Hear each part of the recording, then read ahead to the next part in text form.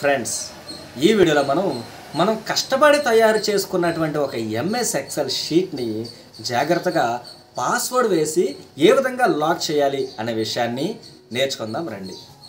Friends, ఇప్పుడు మనం MS ఎక్సెల్లో protect sheet అనేటువంటి ఒక కాన్సెప్ట్ని నేర్చుకోబోతున్నాం. అసలు ప్రొటెక్ట్ షీట్ అంటే ఏమిటి?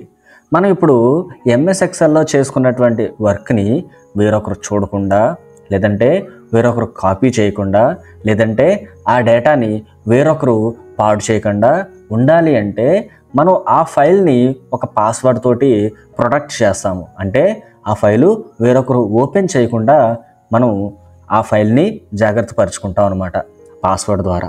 సో ఆ కాన్సెప్ట్ని ఇప్పుడు మనం నేర్చుకోబోతున్నాం. అయితే ఇక్కడ ఈ షీట్లో స్టూడెంట్ మార్క్స్ని మనం యాడ్ చేసాము. ఇది వేరొకరు ఎవరో చూడకూడదు, లేదా వేరొకరు ఎవరో ఓపెన్ చేయకూడదు.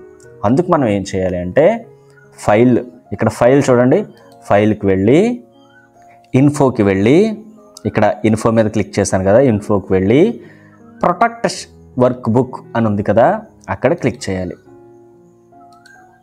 ఇక్కడ చూడండి, ఇక్కడ యారో మార్క్ ఉంది కదా, అక్కడ క్లిక్ చేయాలి. ప్రొటెక్ట్ వర్క్ బుక్లో ఇక్కడ యారో మార్క్ ఉంది కదా, అక్కడ క్లిక్ చేయాలి. ఆ తర్వాత రెండో ఆప్షన్ ఎన్క్రిప్ట్ విత్ పాస్వర్డ్ అని ఉంది కదా, అక్కడ క్లిక్ చేయాలి. చూడండి, నేను ఇప్పుడు అక్కడ క్లిక్ చేస్తున్నాను. అయితే పాస్వర్డ్ ఏంటి అని అడిగితే నేను ఇప్పుడు 1 2 3 అని చెప్పి పెట్టాను. నా పాస్వర్డ్ ఏంటి? 1 2 3. ఓకే, ఇప్పుడు నేను ఓకే అంటున్నాను. రీఎంటర్ పాస్వర్డ్ అంటుంది, మళ్ళీ ఒక్కసారి పాస్వర్డ్ని ఎంటర్ చేయండి అంటుంది. అందుకని నేను 1 2 3 అని టైప్ చేసి ఓకే అంటున్నాను. ఇప్పుడు నేను ఇప్పుడు ఇది సేవ్ అయింది. ఇప్పుడు మళ్ళీ బయటకు వచ్చి ఇక్కడ సేవ్ ఆప్షన్ ఉంది చూసారా, సేవ్ అక్కడ క్లిక్ చేయొచ్చు, లేదా Ctrl+S అని కూడా మనం క్లిక్ చేయొచ్చు. ఇప్పుడు నేను ఫైల్ని క్లోజ్ చేస్తున్నాను. ఇప్పుడు ఫైల్ తిరిగి ఓపెన్ చేయాలి అంటే నేను ఇది డెస్క్టాప్ మీద తయారు చేసుకున్నాను ఈ ఫైల్ని. ఇప్పుడు దీన్ని నేను ఓపెన్ చేస్తున్నాను. ఏ విధంగా ఓపెన్ అవుతుందో చూడండి. ఏమైంది? పాస్వర్డ్ అడుగుతుంది, ఫైల్ అయితే ఓపెన్ అయింది, కానీ డేటా కనిపించిందా?